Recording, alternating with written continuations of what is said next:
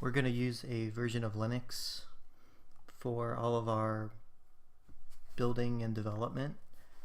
So in case you're not on that, we're going to just go through how to make a quick USB drive that's bootable that you can install Linux on.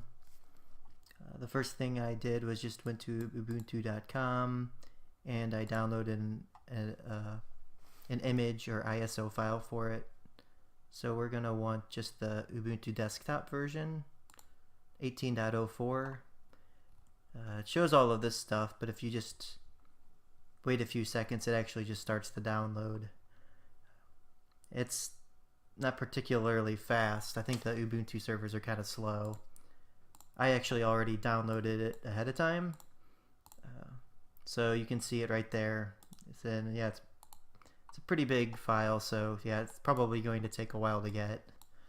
Now, to actually make this into a bootable stick, we're going to have to put this on it, so you actually need specialized software to do that.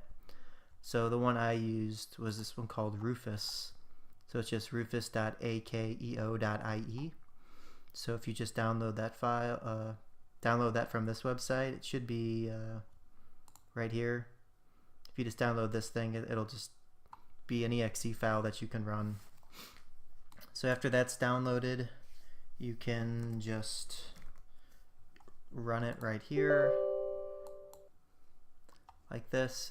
There's not really a ton to the application. The main thing you have to do is just find your ISO file that you got and hit open, and then it should... so I think before you can do stuff, I have to plug in my USB stick. So I'm going to plug that in.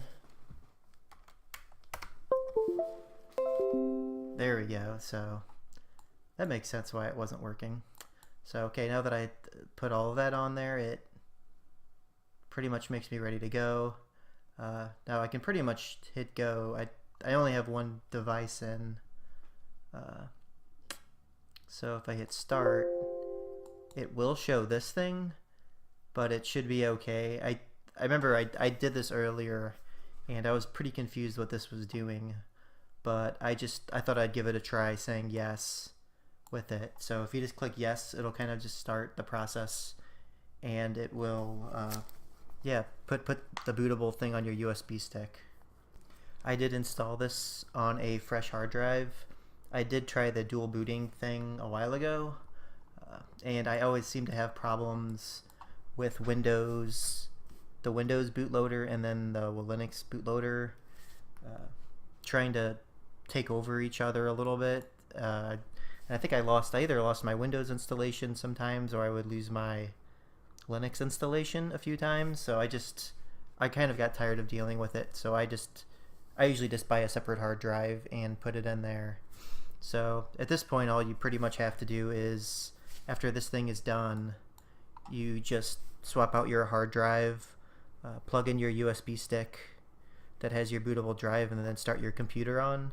And then Ubuntu should start its installation process.